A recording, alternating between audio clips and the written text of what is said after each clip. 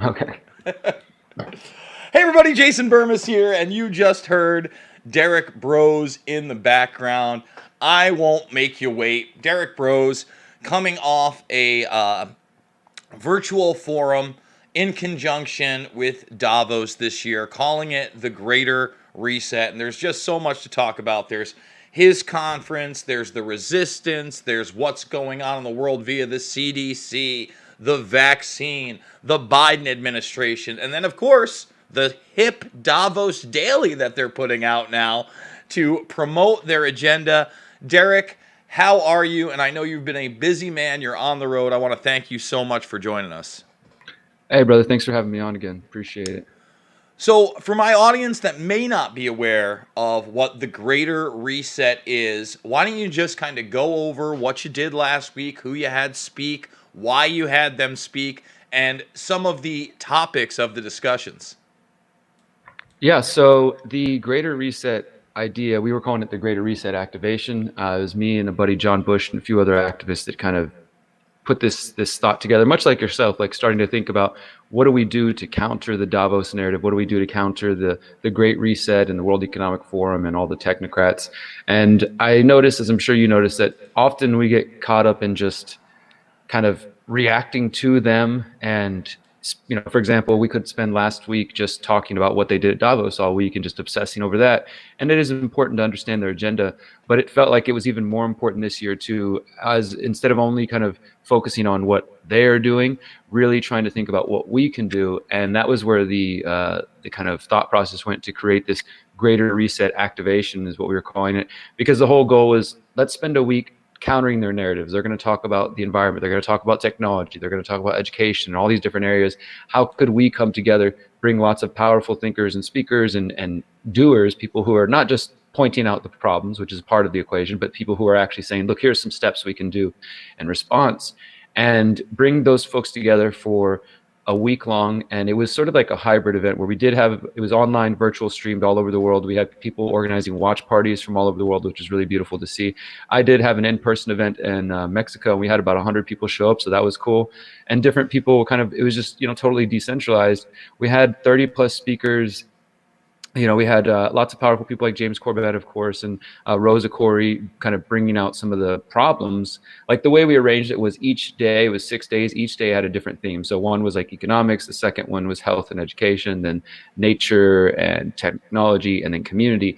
And the first speaker of each day was basically presenting the problems. Like, here's the World Economic Forum version of events. Here's how they want to, control the environment and nature and stuff. And then the speakers after that followed with, here's solutions for decentralized, localized action, how we can grow our own food, or how we can, become just more in tune with our economic situation. We can unplug from the banks. We can do all these different things that people like yourself and I have talked about for years, and really make it a week of just impactful talks focused on solutions. And for anybody who did tune in, we kind of emphasized over and over, like, it's an activation. This isn't just meant to be some sort of passive conference where we get together and just, hang out or just get together with friends and just talk about the problems. Because as well as I do that those things have been around for years. There's all kinds of conferences and festivals and things that just focus on the problems, the things people already know about. And it seems like in 2021, we probably can stop exclusively focusing on the problems and really focus on the solutions. And that was kind of the impetus to what we were doing. And I can say that it was extremely successful. The website is thegreaterreset.org. We have all 6 days uploaded, all the talks. I made sure to edit them and put them up. And we didn't put them on Facebook or YouTube. They're on Float and on Odyssey. But every single talk is available for free. The entire streams are up for free. And we're now we recognize that throughout the week, we had, I think, 150,000 plus people watching around the world just in the first couple of days. I don't know what the final count was, but that was just the live viewers plus whatever views we're going to get afterwards. And we realized that we had people checking in from Slovakia, from Africa, from, of course, the US and Mexico. It was truly international, and such a, for me personally, kind of an inspiring and reaffirming thing that people are hungry for solutions right now. People are really, with everything you mentioned at the beginning, people are really looking for, like, what are we going to do? How are we going to take care of ourselves? People are starting to realize that, hey, the plan didn't work out so well, or, we can't have faith in Biden, or whatever it may be. And maybe we should start taking care of ourselves. And so, yeah, it was a great experience. So I'm not sure that you've seen any of the Davos presentations. I've only watched a couple of myself personally, the ones featuring John Kerry and the one featuring Bill Gates, both about carbon markets. Now, during these talks, it's very, very evident that they seem less interested about saving the earth and more interested in creating monetized markets based in carbon that will benefit them. For instance, Bill Gates stunningly in his speech said that the offset of carbon of planting trees, which they've discussed for years and years and years, really no longer works because, Derek, you need good soil and you need good water to have trees planted. And apparently we don't have that on the planet Earth anymore. I mean, he literally said there wasn't good enough soil and water to offset carbon with planting trees. And this is the same guy that's telling us about pandemic 2, about new types of lockdowns, about new types of squadrons, pandemic squadrons that we should treat like first responders and firefighters globally. What are your thoughts on the audaciousness of not only Bill Gates throughout this pandemic, but it seems his emboldenment now that the Biden administration has taken office? Yeah, I've been kind of catching up on some of the talks, and I was listening to Bill Gates's panel on carbon markets yesterday. So you're right; they're absolutely more focused on monetization of the environment and of the economy and of the people generally. Well, the thing is that they're always talking about these market solutions, right? And the carbon market has been around for 30 plus years, but now this Agenda 21, Agenda 2030, it's right in your face. I mean, they're openly talking about it, whether it be world leaders like Justin Trudeau or it's John Kerry saying the Biden administration is full force for building back better and this great reset. They seem ever less apologetic about trying to drive this forward, even without public support, Derek. Oh, there you are. I can't hear you, Sorry, though, lost Derek. me for a second. There you are. I'm moving to a better connection. Sorry about that. Yeah, I will wrap up the last thought I was sharing was just that I've been watching and catching up on the Bill Gates talks and all the other talks, and they have the presidents, they have the prime ministers, they have everybody at their event. This is not just some random talking heads exploring ideas. They hide their true nature in deceptive, flowery language.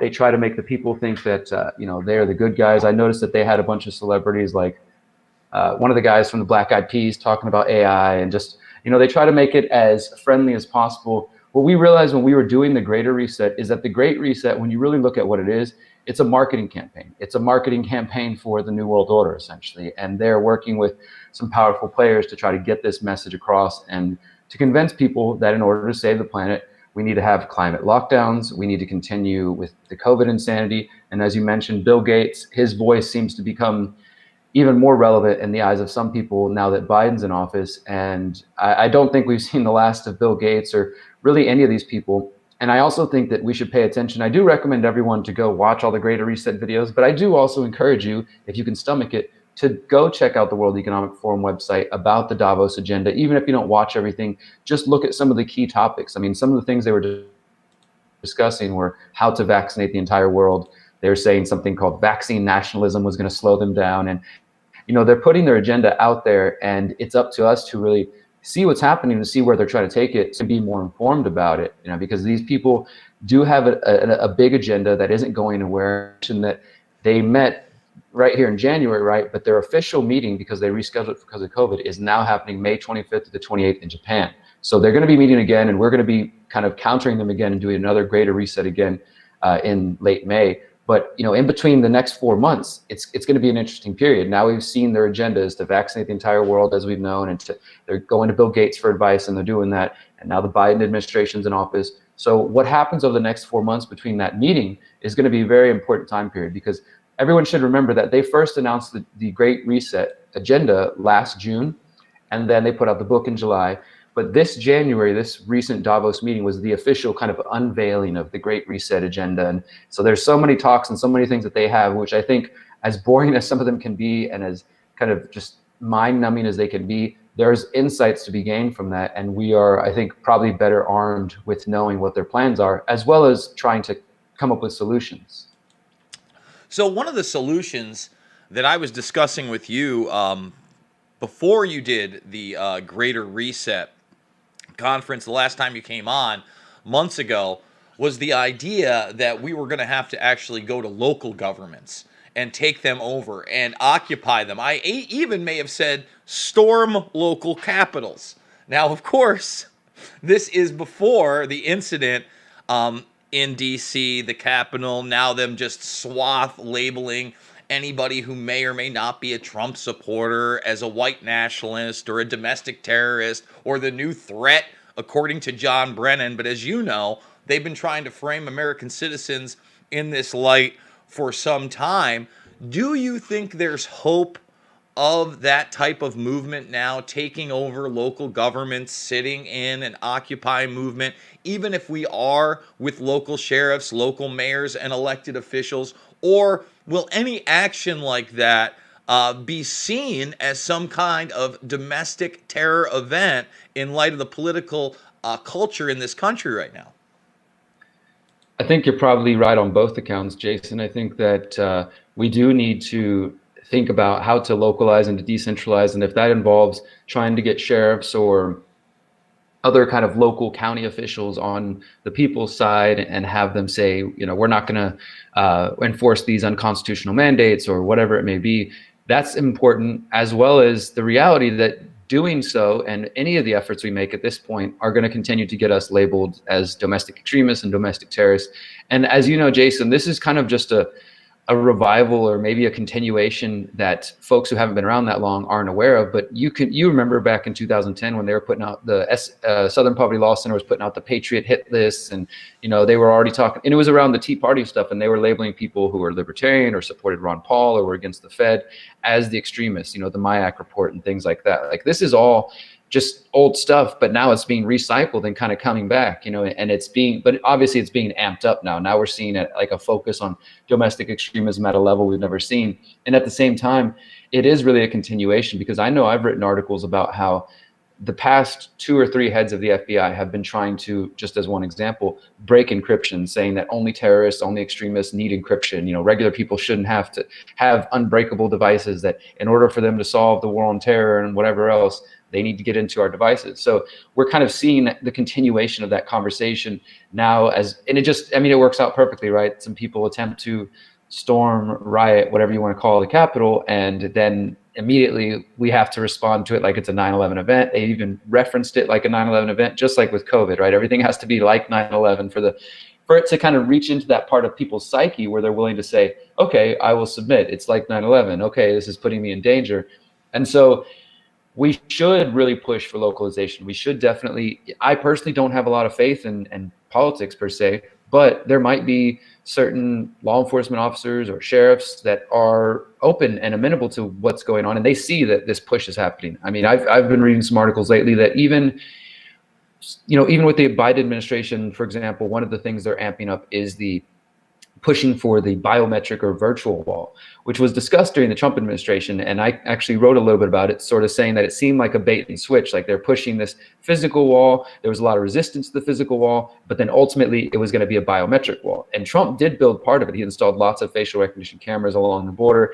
They installed more license plate readers, and they did kind of increase that. Now Biden's coming in and saying, well, because we don't want the Trump wall, we're going to get rid of that. They want to increase all the other artificial intelligence, facial recognition, and just kind of amp that up, right? And the argument that this could be helpful for catching domestic extremists, it only adds to the reasons that they want to install this continued surveillance state. So I just want to encourage anybody who might be kind of joining the conversation in the last year or two to really recognize that this isn't anything new, but it is getting worse. Well, I'm so glad that you opened that up with the Southern Poverty Law Center. Because like you said, none of this is new. And I remember that they lumped We Are Change in there as extremist organizations because they didn't like the activism that Luke and others were doing, confronting politicians. They had to put that in the realm of domestic extremism or terror. Now, the irony is, the last 2 years, according to the Southern Poverty Law Center, of whom I'm no fan, and I do not believe, I want to make that abundantly clear. 2018, I think it was 1,082 hate groups. 2019, 940 hate groups. So you saw a decrease in about 10%. 2020, their latest report, 838 hate groups, again decreasing by at least 102. So by their own accounts, domestic terror has decreased at a rate of about 10% each year from 2018 until 2020. But the news wouldn't tell you that. And actually, when I did a story on it saying hate groups down, then why is the military in the Capitol? I had somebody be, why are you lying, bro? That's gross. Hate groups aren't down. And then I post the article that they didn't bother to look at because they didn't watch the video in the first place. And I just hear crickets. And this shows you the overall manipulation of the narrative, even when the numbers aren't in their favor, Derek. Yeah, and it's just, I mean, we're going to be broken records probably for the rest of our lives, because this is just like par for the course, right? They propagandize the people. They're trying to convince the people that, there's fear, there's danger around every corner, and whether that's, brown Islamic terrorists from the Middle East, or, from Afghanistan, Iraq, or if it's, your neighbor who might have the wrong opinions and have, be wrong thinking, then you should be afraid. I mean, and that's what it comes down to. And unfortunately, with 9/11, with COVID, with this Capitol thing, with the ramp up of domestic extremism, we can clearly see how great a tool fear is, and how easy it does encourage people to be submissive and to comply. And I think it's on a psychological level. I know we talked about this last year at some point. I wrote a couple articles about this. It was more related to COVID, but I think it kind of ties into the same. It was called parasite stress theory. And they've got 30 years plus of research showing that when it comes to fear of pathogens like viruses and things like that, basically an invisible enemy, that people are more likely to be submissive, to prefer, or to accept authoritarian governments, and to prefer obedience and conformity in their fellow, humans and their fellow population, where even they start saying, hey, why aren't you wearing a mask? Why aren't you complying? So it's a psychological game. And in the same way, this turning neighbor against neighbor is a continuation of, in my view, the predator class attempt to divide the people that we saw during the Trump administration. And it's only going to be amped up now. There's talk of unity, but the unity is basically say what we say, think what we think, and we'll all get along. There's not room for any other opinions anymore. And I mean, I'm not a Trump supporter, but even as just not being a Trump supporter, just not going along with their agenda is enough to say, well, you're a dangerous person. You're an extremist. You're kind of against the narrative. And I want to also make another point that I did this video a couple months back, and I think it's probably relevant right now. And it was just called The Danger of Labeling Your Political Enemies Domestic Extremists. And it was because I've seen a lot of people on both the left and the right throwing this language around. And you got right saying, okay, Antifa, domestic extremists, domestic terrorists, lock them up. And there could be some argument and some examples of that. That like, hey, this is violence. This is the definition of terrorism. But it also seems to get just thrown around. And then on the reverse side, you got the left wing saying, well, Trump supporters, white supremacists, as they define it, are domestic extremists, domestic terrorists. And so it's just this term that's getting thrown back and forth from left to right. But you have to remember, as you know, Jason, that this came from the state. This came from the government. This push for domestic extremism, domestic terrorism. Is your neighbor this? If you see something, say something. And if we start adopting that language to try to use it against each other, it is going to end bad. If we start turning neighbor on neighbor, he's an extremist, she's an extremist. And we've seen this in the past. I mean, we need to have an understanding of historical revolutions, the Russian Revolution, Mexican Revolution, the Spanish Revolution, where you have different groups vying for power. You had the sort of loyalists, the people who wanted the main power to stay in power. You had in the Russian Revolution, the communist revolution kind of opposing that. You had some anarchists and probably just a bunch of normal people who were just trying to survive and stay out of the whole mess. But you had all these different groups vying for power to the point that they started fighting in the streets. Sounds very familiar. To the point that they started labeling each other terrorists. And when one group got in power, they suppressed the other. And if the other group got power, they suppressed them again. And it just became this cycle. And I'm really concerned that the United States, not even at the top levels of like the Biden and all them, because they're pushing it. But if we the people, we the individuals, we the neighbors, the friends and family, allow ourselves to kind of buy into this propaganda and then start using it against each other, it is going to be a very quick race to the bottom where we can just, you're people, in the worst case, where people get disappeared for simply saying the wrong things, for posting the wrong things. And neighbors know that, oh, so-and-so got taken. We're not quite sure why, but somebody might have snitched on them. And then it turns into this snitch culture where everybody's afraid to speak out loud or to say the wrong things. And that is where we're headed if we don't kind of try to reverse course here and not buy into the propaganda machine that they've created. Well, the narrative machine is in full effect. I highlighted a story last night of how the mainstream was trying to basically slut shame people out in the National Mall in D.C. for having a snowball fight. Oh my God, they had a snowball fight. There's dozens, maybe of hundreds of people gathered outside having fun, hitting each other with snowballs. Meanwhile, they try to downplay the quote-unquote super spreader events like the one in D.C. with tens of thousands, if not hundreds of thousands of people surrounding them. Now, there's two subjects that I really like to get into with you. Number one, the militarization of the Capitol. The fact that this doesn't seem to be ending, that the military is now going to be staying throughout March. And as you were talking about before, narrative control. We're seeing more and more and more censorship on the web as predicted. I received my first warning on my channel for daring on a mixed martial arts podcast to play Dr. Pierre Corey talking about ivermectin and solutions to COVID-19 84 at a Senate hearing.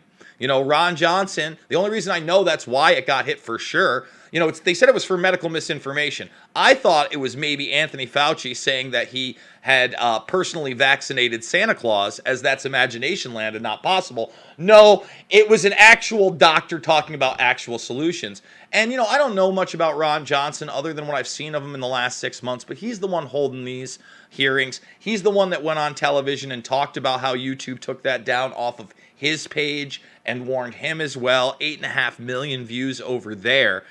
And we're seeing more and more of it. Graham Elwood, a pretty baseline progressive, not, too edgy in my opinion. He just got fully demonetized yesterday. So what are your thoughts on the digital authoritarianism now meeting an outward military authoritarianism in D.C. in front of our faces? This is the police state we've been warning about for a long time, man. I mean, you've been warning about it longer than I have been, but this is it. I mean, it's already been here and other forms, we've been telling people the police state is here. It's not on the way, it's here. But sometimes it's kind of like police state light where it's easy to miss it, or it's a diet police state. You can kind of see it in some instances, but it's not overt. But now we're moving into a phase where things are becoming more overt, where, as you mentioned, the online censorship, the deplatforming of people, and not just at the social media level, but trying to go after people's source of income, trying to now take away people's hosting, which we knew was inevitable and was coming. You have that going on. And like you said, the militarization of the Capitol at a level that we haven't seen previously for an inauguration, and they're already admitting, hey, it's probably not going away. Like, we probably need to keep those fences up and keep the military that, they've sent some of the National Guard home, but how long is it going to take before some new report comes out and says that extremists are planning this? I mean, they're already saying this. The FBI is already saying these kinds of things nearly every day. There's some new report. They've also said recently, I'm sure you saw, that even people who are against the lockdowns, could potentially turn violent, and people who don't accept the election results. And of course, they tie that in with QAnon. We're all just QAnoners, according to them. And I think that, kind of, not to get off track, but I think that's part of what the role that Q played, was to kind of poison the well of these other issues that are valid and are important. And people hear that and like, oh, you just must be one of those crazy people, right? Like, that's an old tactic that they've been using forever. And the demonization, unfortunately, does seem to be working in some spheres and some circles. The only mainstream platform that I still use, as you know, I was deplatformed off YouTube back in October. The only one I'm still on is Facebook. I still do have a Derek Bros page that I run on there to communicate with people. And I stay on there despite my hatred for Facebook, because that's where the normies are. That's where I have the most interaction with the normies. When I'm on BitChute, when I'm on Odyssey, when I'm on all these other ones, it's mainly people who kind of generally know what I'm talking about. They get the issues. It might be informative to them or educational to them, but they know what's up. When I'm on Facebook, I'm more likely to interact with people who don't agree or who are just not educated about these topics. But I also see the most pushback. I see people just in the last couple of days, for example. I'm back in Houston for a few days. We're doing a rally against the lockdowns and vaccines this weekend.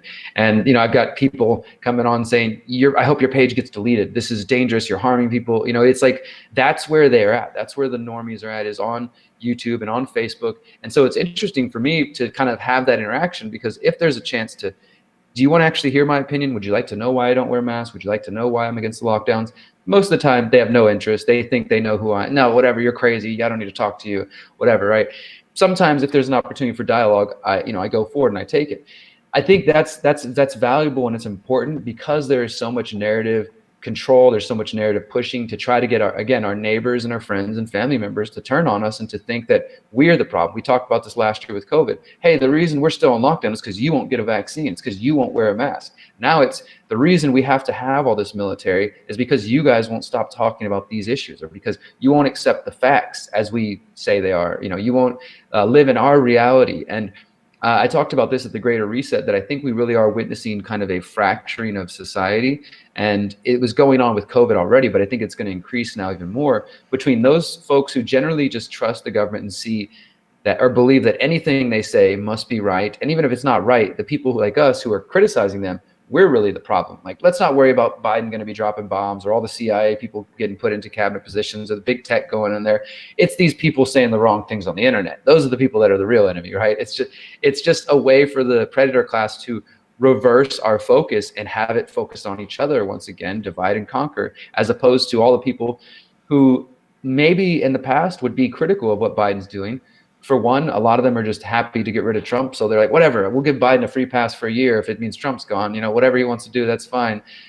And or they're so hyper focused on this domestic extremism, domestic terrorism, that it is. I mean, I'll say this as well. We had Dr. Mercola and another speaker, Ronnie Cummins, who were supposed to speak at the Greater Reset, but they both backed out. And I'm not attacking them for that, but they both chose to back out because they were afraid of this domestic extremism talk. And they literally said that they were afraid, by being associated with us and our event and our organization, the Freedom Zone Network, that they were going to get labeled domestic extremists. And Dr. Mercola essentially said, you guys are asking for trouble, even though we're not inciting violence. We're not encouraging, just by trying to say, hey, we should get organized on a local level.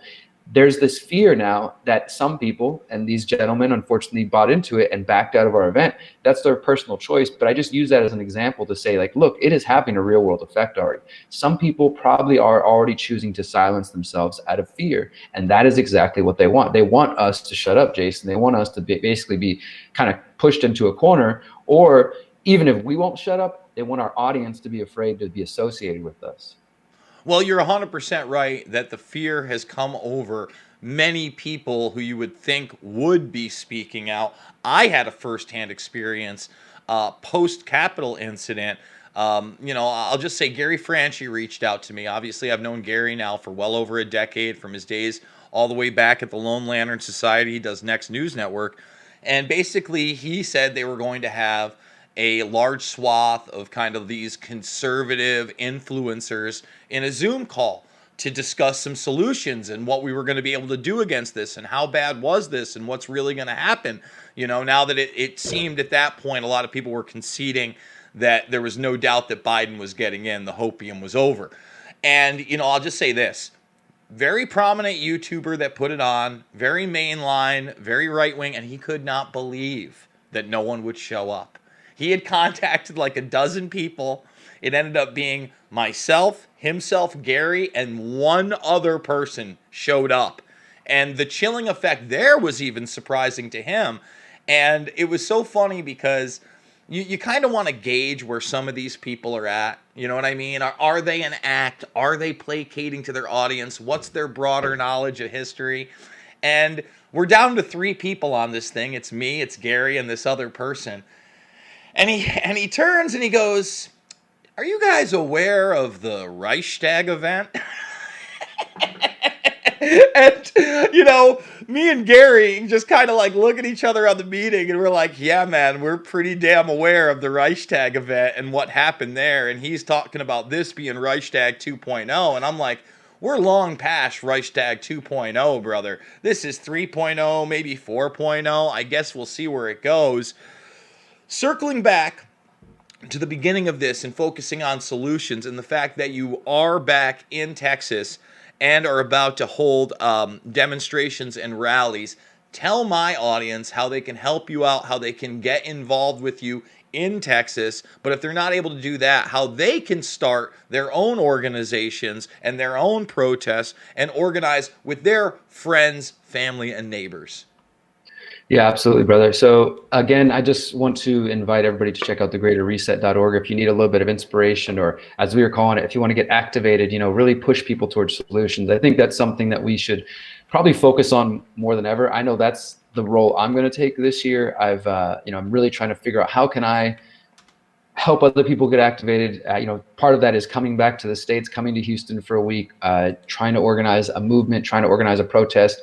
I was in Houston back in December, and I came back for a couple of days, and we were able to have 2 different events. We made the front page of the Houston Chronicle. We made the front page of like the local Fox station. We got some conversation going. I think that that's more important than ever. Even if you can't make the local news, if you can just get out, print out some flyers that ask questions about the vaccines, about COVID, or even the domestic extremism conversation. Perhaps you can print out some flyers and say, like, is your neighbor really your enemy, or whatever it may be, just to get the conversation going. Get a group of 5 or more people together, go to a busy location, hand out those flyers. Yes, some people might be afraid because you're not wearing masks, but just go out there, because even if we question their agendas, if we stay in our homes, if we only stay online, then these people are going to win. This is one of the reasons why we wanted the Greater Reset to be kind of a hybrid event, because as you know, Jason, the World Economic Forum agenda is to try to make everything digitized, super digital world where we don't interact, we can't see each other's faces, can't see each other's smiles, we don't hug, we don't have that handshake or physical interaction at all, which is a very big part of our human experience, of course. And so we wanted to counter that and say, look, let's get together, host watch parties in your areas, go out and do activism, whatever it may mean. So I want to encourage people to do that. And if you are in Houston or anywhere near Houston and you want to get involved, this Saturday at 12 p.m. to 2 p.m., we're going to be doing a rally. We're just calling it Stand for Health, Freedom, and Choice, because we want to stand up for medical freedom, health freedom, as well as freedom of choice to decide how what you do with your body, as well as freedom of speech, because these topics are also being censored. And then finally, just for individual liberty, for individuals to decide, look, if you want a vaccine, go get one. If you don't want a vaccine, you shouldn't be forced to do so, and to push back against all of these mandates. So I do think it is, as we're searching for solutions, there's still a valuable place to getting on the streets. I mean, from the history of We Are Change that getting out there and putting flyers in people's hands, DVDs in people's hands, can be very powerful, They might not watch that DVD or that USB drive or whatever you put it on when they get home, but eventually when they're sitting around, they're going to stumble across it and say, you know what, let me watch this. Let me see what this is all about. And that could start somebody on a whole journey that you might never see, but that's one more mind joining us in this fight. That's one more body joining us in this fight. And that's what we need more than ever. We need to help our brothers and sisters see that we are all on the same side, even though we have differences. Like, I know that a lot of people I collaborate with, that we don't agree on everything, and that's great. That's a human experience. I don't want to live with a bunch of zombies who all think the same, right? And if we can get past this desire to sort of make everybody believe as we do, we can have healthy conversation, we can have dialogue, we can even have heated debate. But there's no need to label people who think differently as your enemy. And we've gotten to this point in the United States, and unfortunately even in other parts of the world, where you can't just have a friendly disagreement with somebody and kind of go your own ways, And I think there are limitations to that, right? When a QAnoner says, let's just agree to disagree, and they're talking about they live in a different reality than we do, I don't think that's acceptable. I'm like, no, you can't just agree to disagree and you continue to think this is right, whatever. But the point is, we don't have to say, let's get the government involved and you're an extremist now. Because I don't agree with the QAnoners, but I don't think they should be rounded up and locked up or treated like extremists per se. I mean, if there's extremists out there, there's people who want to cause violence, focus on those people. But to kind of whole cloth just label groups of people, like, again, we saw 10 years ago, Ron Paul movement and the Fed movement, kind of Tea Partiers, and even the progressives on the left before that used to oppose the war and used to oppose surveillance, they were being targeted as well. So people need to understand it's not exclusively just a right-wing issue. Because Biden's in office, they might be focusing on the right for the moment, but anybody on the left who thinks this isn't going to turn around and be focused on them is just being a fool. Like, you need to recognize this is going to be used against all of us. So if you're in Houston and you want to come join the rally, again, 12 p.m., you can contact me through my website if you want more details. It's just Rally for Health, Freedom, and Choice. We'll be in the Galleria area for anybody who knows Houston. And we had a really positive response last time. I don't know if we talked afterwards, Jason, but we had 1 cup of coffee thrown at us, a couple of middle fingers. But other than that, very receptive. I mean, overwhelmingly receptive. People taking flyers, people honking horns, people saying thank you, people coming up and, personally thanking our group of about 60 people for being out there. So there's a lot more support for these issues than you might realize, especially in the United States, because the media is not telling us about the massive protest in Vienna. They're not telling us about the massive protest in Belgium against the lockdown. They're not showing you the images of the people having to fight the cops to try to fight for their ability to just be outside, or to open a business. And they don't want you to know that this is a very popular movement. They want us to feel like we're the crazy ones, we're the extremists, when in fact the extremists are the ones in government. Derek, you killed it on that. I totally agree. And before we start pointing fingers at others and saying domestic terrorist or extremist, we have to realize that is the state's goal, to put us all under that assumed crime. We're assumed to be possible domestic terrorists. And listen, if you're tearing down statues, if you're burning flags, there's laws for that. There's already laws. We don't need to call you a terrorist. It's unbelievable, and it's an agenda they've had for a very long time. Post 9/11, they haven't been shy about it. I've been saying it for well over a decade. They want to make you the terrorist. TheGreaterReset.org is only one of the sites you can find Derek Bros. TheConsciousResistance.org is another one of, .com is another one of the great sites. You can follow him at DBrosLiveFree. And you're also still doing work, I assume, for the Last American Vagabond? Yep, I'm still writing for the Last American Vagabond. I have a couple of new articles coming out. Maybe we can talk about that next time. I've got some interesting pieces coming out about the push for expansion of AI in the Biden era and how that ties to Israel and all the old usual players. Well, we will definitely have to do that, Derek. Don't be a stranger. Let me know how this goes this weekend, and hopefully we can circle back and do this again in the next few weeks, because you're one of my favorite guests. You're one of my favorite people on the ground. We don't have to agree all the time, but we agree that we need to take action against this predator class. And if we don't, this could be the nightmare police state global scenario that we've literally been warning about for years, Derek. Yeah, absolutely, brother. Same to you, man. I appreciate your work, and we'll talk soon. All right, sounds good. That is Derek Bros, everybody, of The Conscious Resistance, one of my favorite guests out there. I want to remind people I am fully demonetized on this platform. Derek got kicked off. He's just not on here anymore. But while we're here, we still need your support. $5, $10, $15. Big donors. You mean the world to me. It's how I do it. Thumbs the video up, subscribe and share, join the Burmist Brigade, check out all the documentary films for free, Loose Change, Final Cut, Fabled Enemies, Invisible Empire, A New World Order to Find and Shade the Motion Picture. Normally, I would be going live in about 10 minutes for free over at the Rockfin. I am going to do a live and free exclusive today on the Rockfront, probably via one of the Davos daily videos, but we're going to take a little break.